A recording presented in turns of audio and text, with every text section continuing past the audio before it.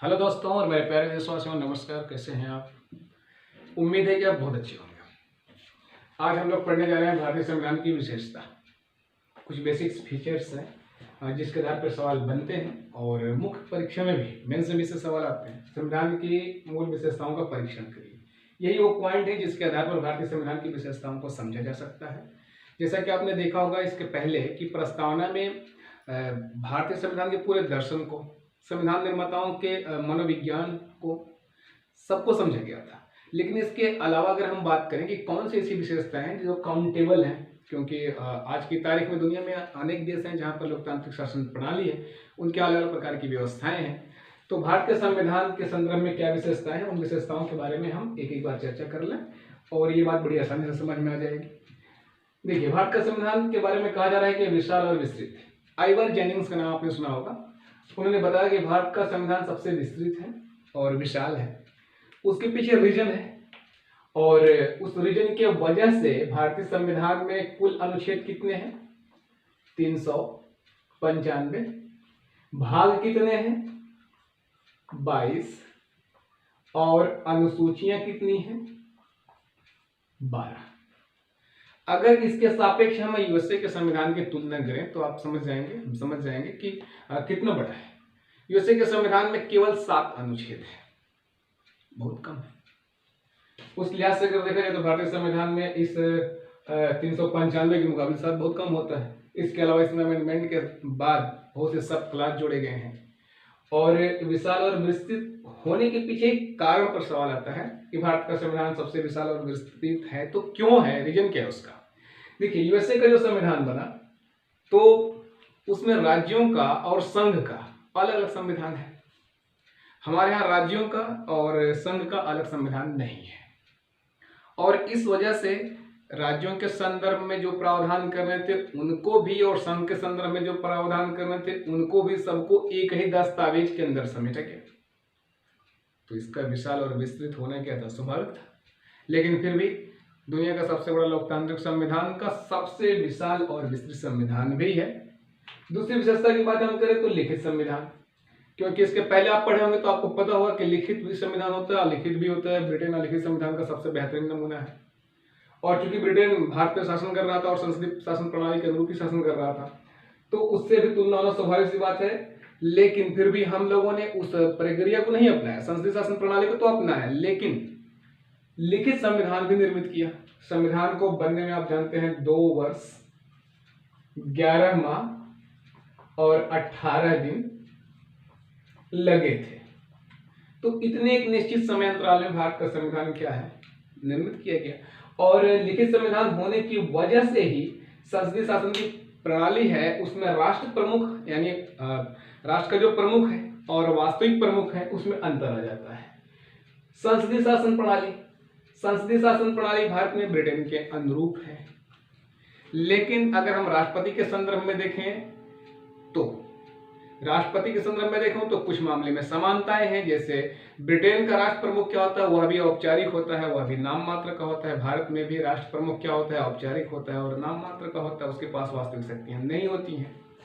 संसदीय शासन प्रणाली को और कैसे समझा जाए, जैसे आप ये समझ लीजिए कार्यपालिका और व्यवस्थापिका है, इनके संबंध आपस में कैसे हैं, यहां से तय हो जाता है कि प्रणाली कैसी होगी।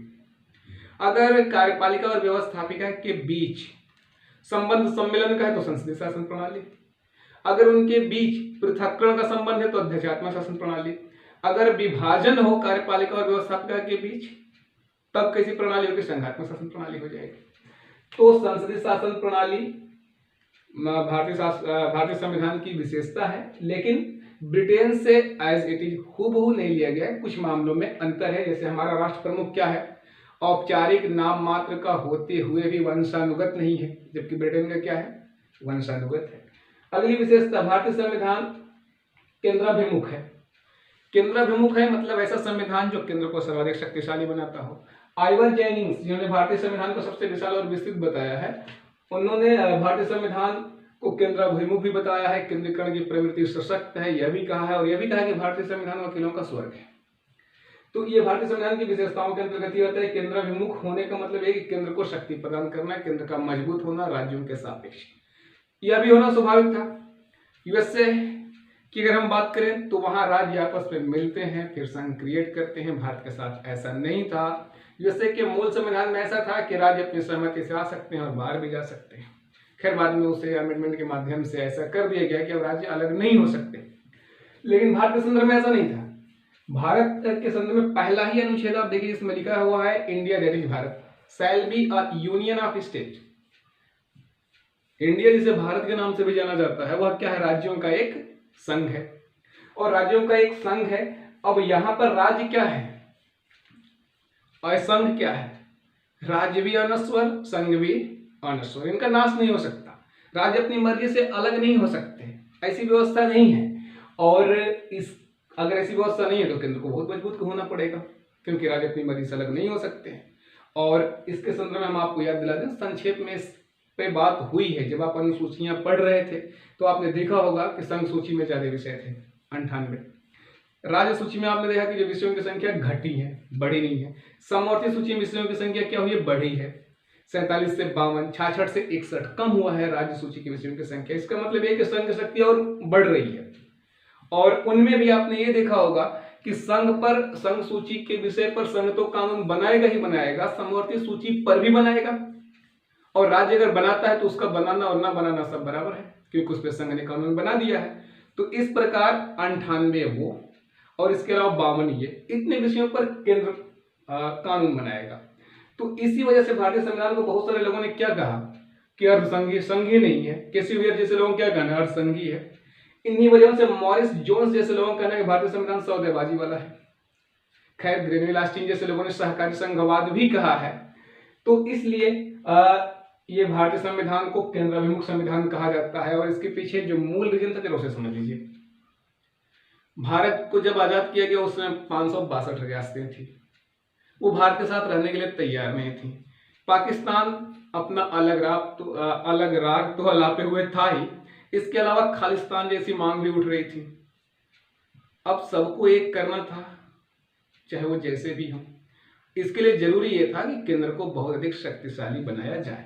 इन वजहों से यानी परिस्थिति बस भारतीय संविधान को केंद्राभिमुख बनाया गया। लेकिन फिर भी आज की तारीख में इसकी विशेषता है। और इसी के आधार पर बहुत सारे लोगों ने भारतीय संविधान के बारे में जो इसके संघात्मकता पर प्रश्न उठाए हैं उनके प्रश्न में भी कुछ हद सच्चाई है। लेकिन हाँ, ये वास्तविकता है कि भारतीय संविधान कैसा है, केंद्राभिमुख है। केंद्राभिमुख का अर्थ आप समझ गए होंगे आगे बढ़ते। संविधान की सर्वोच्चता देखिए, हम भारत के लोग, भारतीय संविधान की प्रस्तावना की शुरुआत यहीं से होती है। यानी राजनीतिक सत्ता का स्रोत तो जनता है और संसदात्मक शासन प्रणाली में संसद प्रमुख होती है, जैसा कि ब्रिटेन में है। भारत में भी है, भारत में संसद सर्वोच्च है, लेकिन कहां तक, वहां तक जहां तक संविधान उसे इजाजत देता है, बस। तो संविधान हमारे यहां सर्वोच्च है, संसद भी सर्वोच्च है, लेकिन कहां तक, जहां तक संविधान इजाजत देता है। इसका मतलब यह हुआ कि संसद और संविधान की तुलना होगी और इनके सर्वोच्चता की बात होगी तो हम संविधान को सर्वोच्च मानेंगे। तो इस प्रकार संविधान सर्वोच्च है। स्वतंत्र न्यायपालिका, न्यायपालिका को स्वतंत्र रखा गया है और यह संविधान के मौलिक ढांचे का भाग भी है। अगर न्यायपालिका स्वतंत्र न हो तो सरकार या अन्य लोग उस पर दबाव बना सकते हैं। यद्यपि ऐसा नहीं है कि आज दबाव नहीं बनता है, बनता है, लेकिन संविधान सभा के सदस्यों की एक कोशिश थी कि न्यायपालिका के ऊपर किसी भी प्रकार का किसी का कोई दबाव ना हो, ताकि वह अपना निर्णय स्वतंत्र रूप से ले सके। और अगर ऐसा नहीं होगा तो फिर लोगों के साथ न्याय नहीं हो सकेगा। क्योंकि कानून के सामने सभी लोग बराबर हैं, तो ऐसी स्थिति में यह भी हो सकता है कि एक कमजोर व्यक्ति और एक मजबूत व्यक्ति का विवाद हो और दोनों न्यायालय में जाएं, तो मजबूत व्यक्ति न्यायपालिका को प्रभावित कर सकता था। लेकिन कोशिश ये है संविधान निर्माताओं की कि वो ऐसा न कर पाए और न्यायपालिका अगर स्वतंत्र होगी तो स्वतंत्र निर्णय भी देगी। तो इसलिए न्यायपालिका को स्वतंत्र रखा गया और एकल न्यायपालिका है, हमारे एकीकृत न्यायपालिका है। ऐसा नहीं जहाँ संघात्मक शासन व्यवस्था होती है वहां डुअल, तो वहां दोहरी होती है। हमारे यहाँ दोहरी नहीं है, हमारे यहाँ एकीकृत न्यायपालिका है। और इसका एक दो एग्जाम्पल दे दीजिए जिससे आप समझ सकते हैं कि न्यायपालिका हमारे यहाँ किस हद तक स्वतंत्र है। अब तो ये न्यायपालिका ने खुद भी ले लिया है कि मूल ढांचा के सिद्धांत को परिभाषित कौन करेगा, तो न्यायपालिका करेगी। 85वां अमेंडमेंट की हम बात करें जिसमें 16 ए के अंतर्गत SC/ST के लोगों को प्रमोशन में आरक्षण दिया गया था। ज्येष्ठता परिणाम को भूतलक्षी परिणाम से प्रतिस्थापित कर दिया गया था और कॉन्सिक्वेंशियल सीनियरिटी के आधार पर उनका प्रमोशन हो रहा था। 85वां अमेंडमेंट के तहत, जिसे 2006 में M नागराज के मामले में सुप्रीम कोर्ट ने खारिज कर दिया और कहा कि अब ऐसा नहीं किया जा सकता है। प्रमोशन में आरक्षण और उसमें भी कॉन्सिक्वेंशियल सीनियरिटी, इस पे भी हम लोग बात करेंगे जब अमेंडमेंट पर जाएंगे तब, क्योंकि इस तरह की बातें वहाँ अमेंडमेंट पर एक साथ पढ़ने पर काफी अच्छे से समझ में आता है। तो 85वें संविधान संशोधन को उसने खारिज कर दिया। 99वें संविधान संशोधन बहुत चर्चित है।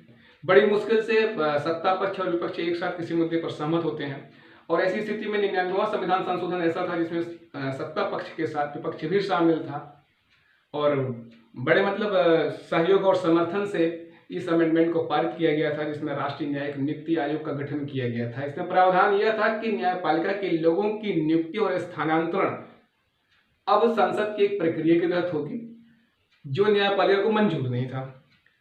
न्यायपालिका ने इसे भी खारिज कर दिया और उसने कहा कि इससे क्या होगा, संविधान के बेसिक स्ट्रक्चर, मूल ढांचा का उल्लंघन होता है, न्यायपालिका की स्वतंत्रता इससे बाधित होती है, लिहाजा उसने इसे खारिज कर दिया। यद्यपि मूल संविधान में संविधान निर्माताओं का विचार नहीं था कि न्यायपालिका अपनी नियुक्ति और स्थानांतरण का प्रावधान खुद ही स्वयं के पास रखे। यह मामला आया था 1993 में एडवोकेट ऑन रिकॉर्ड के माध्यम से कोलेजियम सिस्टम गठित किया गया था और उसके माध्यम से नियुक्ति और स्थानांतरण की प्रक्रिया हो रही थी, जो कि वाकई में बहुत सारे लोगों को लगता है कि ये सही नहीं है। और भारत में भारतीय न्यायपालिका एकमात्र न्यायपालिका है जो अपने लोगों की नियुक्ति और स्थानांतरण के अधिकार खुद ही अपने पास रखी हुई है। तो इस प्रकार न्यायपालिका को स्वतंत्र रखा गया। इसकी शक्तियों में किसी प्रकार की कटौती संसद के माध्यम से नहीं किया जा सकता और यह भारतीय संविधान की एक विशेषता है। ये पॉजिटिव नेगेटिव इस पर भी बात हो सकती है न्यायपालिका की सक्रियता को लेकर के, लेकिन वो आगे का विषय है। अगला प्रावधान आप देख रहे हैं, संकटकालीन प्रावधान है। अगली विशेषता इसकी, संकटकालीन प्रावधान में यानी आपातकालीन प्रावधान में अनुच्छेद 352, 56 और 60 का आपने नाम सुना होगा, जो क्रमशः आपातकालीन उपबंध है। राज्यों में संवैधानिक तंत्र की विफलता के संदर्भ में उपबंध है 356 और 360 जो है वित्तीय आपात के बारे में। मतलब हमारा संविधान एक विशेष परिस्थिति में अपना स्वरूप बदल लेगा, परिस्थिति के अनुसार वो अपने आप में बदलाव कर लेगा। परिस्थिति क्या होगी, जब एक विशेष परिस्थिति घटेगी, किसी भी प्रकार का आपात आएगा, कानून व्यवस्था में ऐसा विचलन आएगा कि उससे ये लगेगा कि संविधान का अतिक्रमण हो रहा है, तो भी अपना स्वरूप संविधान क्या करेगा, बदल देगा। तो संकटकालीन प्रावधान रखे गए हैं ताकि शांतिकालीन के साथ साथ युद्धकालीन अवस्था में भी ऐसे प्रावधान हो जिसके माध्यम से संघ जो है अपने राज्य के स्टेट का अच्छे से बचाव कर सके। तो ये संकटकालीन प्रावधान का उल्लेख है। एकल नागरिकता, जहां भी संघ की व्यवस्था होती है उसकी खासियत ही होती है कि वहां डुअल सिटीजनशिप पाई जाएगी। एक राज्य की नागरिकता होती है और एक संघ की नागरिकता होती है। उसमें भी राज्य की नागरिकता पहले होती है। हमारे यहाँ ऑलरेडी इतनी विविधता थी और इतने लोग बटे हुए थे कि उनकी डुअल सिटीजनशिप के बारे में संविधान सभा के सदस्यों ने विचार ही नहीं किया। उनका कहना था कि नहीं, एक नागरिकता होगी। जैसे अभी हमारी और आपकी नागरिकता एक ही है, आप जिस स्टेट के हैं, तो ऐसा नहीं है कि उस स्टेट की एक नागरिकता है और एक संघ की नागरिकता है। नहीं, आप किसी भी स्टेट के रहने वाले हैं, लेकिन आप क्या कहेंगे कि आप भारत के नागरिक हैं। We are the citizen of India. हम लोग ये नहीं कह सकते we are the citizen UP, Bihar, MP, Chhattisgarh, ऐसे हम लोग नहीं बोल सकते। एकल नागरिकता, यद्यपि यह भी जो है संघात्मक शासन व्यवस्था पर एक आक्षेप होता है, लेकिन राष्ट्र की एकता और अखंडता को बनाए रखने के लिए जरूरी था और हम उस समय एकदम एक होने के लिए तैयार नहीं थे। हम लोग एकदम बंटने के लिए तैयार थे। तो ऐसी कंडीशन में डुअल सिटीजनशिप का तो एकल नागरिकता के बाद जो है हम लोगों की अगली संविधान की विशेषता है मूल अधिकार। ये मूल अधिकार क्या है? मूल अधिकार का अध्ययन पढ़ेंगे, भाग 3 में है, 12 से लेकर 35 तक में। तो ये मूल अधिकार भारतीय भूभाग पर रहने वाले किसी व्यक्ति को कभी प्राप्त नहीं हुए थे।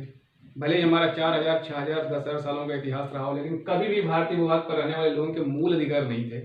ये आधुनिक काल में ही और भारतीय संविधान के लागू होने के बाद ही लोगों को उपलब्ध हो पाई। हम लोग सौभाग्यशाली हैं कि हम लोगों के समय मौलिक अधिकार हैं। और मौलिक अधिकार क्या है, संक्षेप में इसको समझ लीजिए। ये वो अधिकार है जो किसी भी व्यक्ति के सर्वांगीण विकास के लिए क्या है, अपरिहार्य है, यानी इसको छोड़ नहीं जा सकते। इसके अभाव में कोई भी व्यक्ति अपना सर्वांगीण विकास नहीं कर सकता। और यहाँ से आप समझ सकते हैं, अगर व्यक्ति का सर्वांगीण विकास नहीं होगा तो उस राष्ट्र का कैसे सर्वांगीण विकास हो सकता है।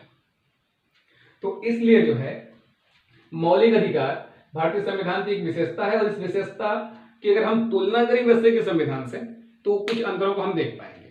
क्योंकि सबसे पहले मूल अधिकारों को यूएसए के संविधान में ही दर्ज किया गया था, लेकिन उसे संविधान संशोधनों के माध्यम से, शुरुआती 10 अमेंडमेंट के माध्यम से यूएसए के संविधान में मौलिक अधिकारों को दर्ज किया गया था। लेकिन भारतीय संविधान में ऐसा नहीं था। यहाँ मूल अधिकार शुरू से ही मौलिक अधिकारों का एक अध्याय बनाया गया था, भाग 3, उसमें समाहित किया गया था।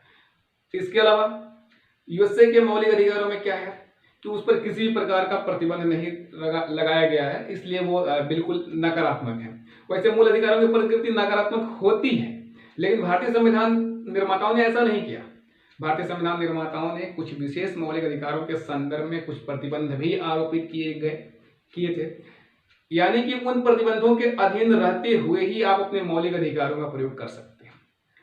ओवरऑल अगर इसको हम लोग एक लाइन में कहना चाहें तो जो आप बचपन से सुनते आ रहे हैं कि हमारी स्वतंत्रता या आपकी स्वतंत्रता वहीं तक है जहां तक आप अगले की नाहक नहीं शुरू होती। ठीक है, तो ये भाव इसमें समाहित है। इसके बाद देखिए वयस्क मताधिकार। वयस्क मताधिकार भारत में संविधान लागू होने से पहले था, लेकिन वो लिमिटेड था, वो सार्वभौमिक नहीं था। लेकिन संविधान लागू होने के बाद भारतीय भूभाग पर रहने वाले जो भारत के नागरिक थे, उन सभी लोगों को एक साथ एक निश्चित उम्र के बाद वोटिंग राइट मिला, चुनाव में खड़ा होने का भी अधिकार मिला। और शुरुआत में 21 साल था। 1989 में 61वें अमेंडमेंट के बाद जो है मताधिकार की आयु घटा करके 21 से 18 कर दी गई।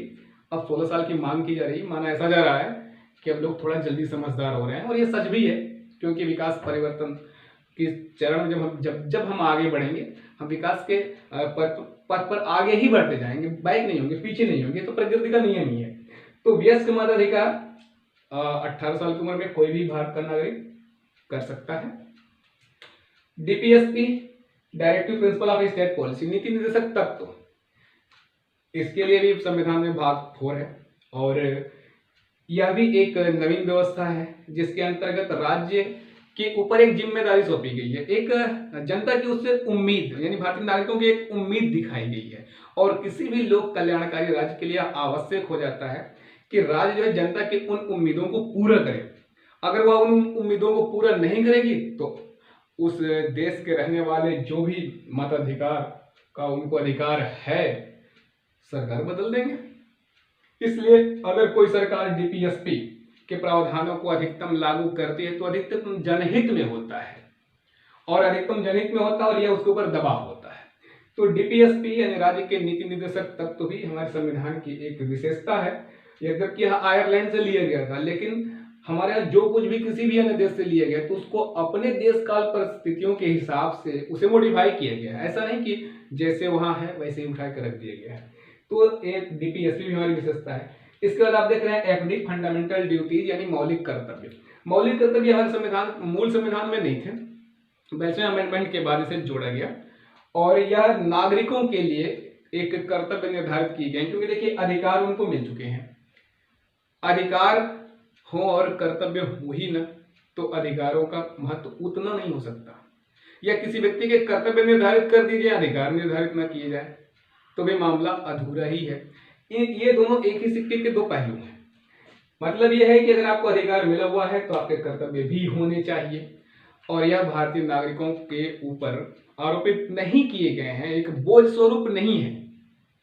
ऐसा भी नहीं है कि अगर वो अपने मौलिक कर्तव्यों का निर्वहन नहीं करते हैं या उनको अपने मौलिक अधिकारों के बारे में पता नहीं है तो उनके साथ कुछ अनर्थ हो जाएगा। लेकिन जब वह अपने मौलिक अधिकारों की मांग करेंगे तो न्यायपालिका उनसे उनके कर्तव्यों के बारे में पूछ सकती है। जबकि इसके बारे में दंडात्मक कार्रवाई करने का अधिकार नहीं है, लेकिन संसद चाहे तो अधिकार ये अपना सुरक्षित रखे हुए है, किसी को सुना सकती है। यानी संसद के पास अधिकार है मौलिक अधिकारों को उल्लंघन के आधार पर। तो 22वें संविधान संशोधन के बाद हुआ, फिर 86 अमेंडमेंट हुआ। इस प्रकार कुल 11 मौलिक कर्तव्य हैं जिससे भारत के प्रत्येक नागरिकों को पता होना ही चाहिए। जैसे आपको अपने अधिकार पते होने चाहिए, उसी तरह आपको अपने कर्तव्यों के बारे में भी पता होना चाहिए। और ग्राम पंचायतों की स्थापना के बारे में, यह भी मूल संविधान में नहीं था, लेकिन नीति से तत्वों के अध्याय में अनुच्छेद 40 के अंतर्गत, जो कि गांधीवादी सिद्धांत से मतलब प्रेरित है, यह हमारे संविधान की एक विशेषता है, क्योंकि ग्राम पंचायतों की स्थापना इनको संवैधानिक मान्यता प्रदान कर दी गई 73वें अमेंडमेंट के बाद। तो इस प्रकार आप देख रहे हैं कि भारतीय संविधान की जो विशेषताएं दिखाई दे रही हैं, ये संविधान आने के बाद ही हुआ। संविधान के लागू न होने के पहले ये किसी भी प्रकार की कोई विशेषता नहीं थी हमारे देश की।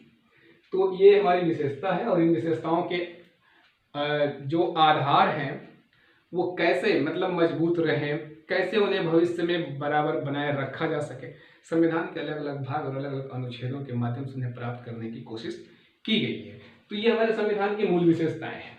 अब हम अपने संविधान की विशेषताओं के बाद अगला जो पढ़ने जाएंगे वो होगा हमारे भारतीय संविधान का स्रोत। ठीक है, ओके। तो नेक्स्ट क्लास तक आप इसे आराम से पढ़िए और समझ लीजिए। Okay, bye.